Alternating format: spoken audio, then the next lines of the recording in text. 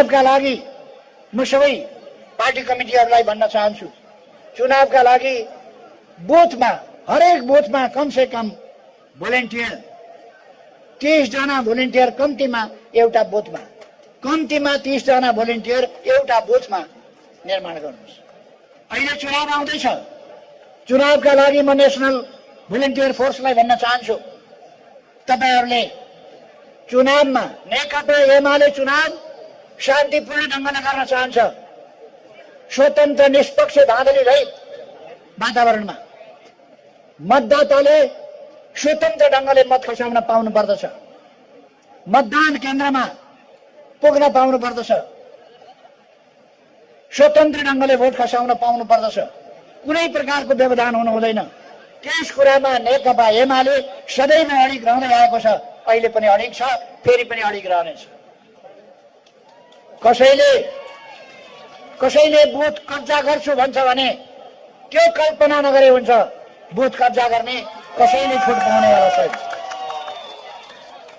कसैले बुथ कब्जा गर्न सक्नेवाला पनि छैन। Hardik IVF and Fertility Center, where miracles come to life.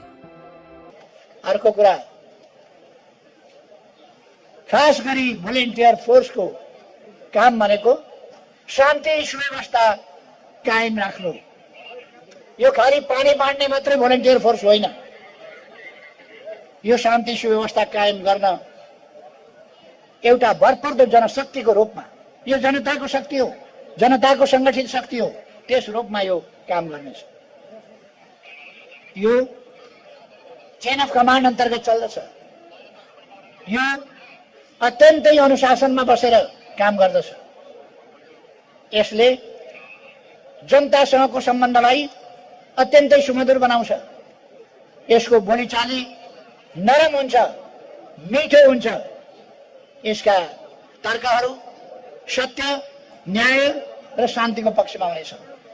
यसले काम सत्य, न्याय र शान्तिको पक्षमा गर्नेछ। तर ती चिजहरूलाई हरण गर्न खोज्यो भने यस फोर्सले त्यो कुरा गर्न पाइँदैन भन्ने कुरा जुनसुकै मूल्य तिरेर भए पनि बताउनेछ। अहिले चुनावको बेला, चुनाव अगाडि आउँदैछ हाम्रो अगाडि, अब 10औं दिनका दिन चुनाव छ। यति बेला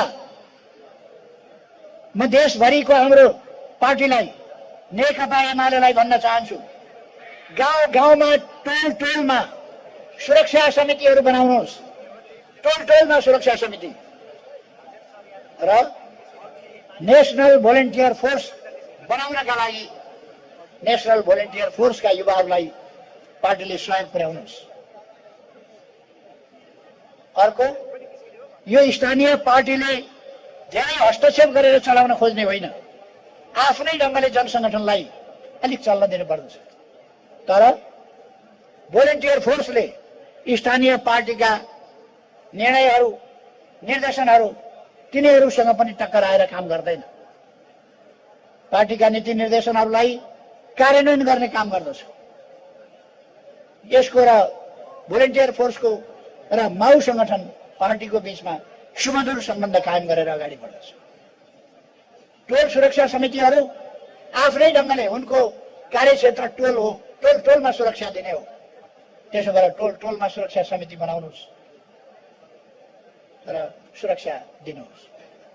चुनावका लागि म सबै पार्टी कमिटीहरूलाई भन्न चाहन्छु, चुनावका लागि बुथमा, हरेक बुथमा कमसे कम भोलिन्टियर 30 जना भोलिन्टियर कम्तीमा एउटा बुथमा, कम्तीमा 30 जना भोलिन्टियर एउटा बुथमा निर्माण गर्नुहोस् र त्यस कुरालाई ध्यानमा राखेर अगाडि बढ्नुहोस्।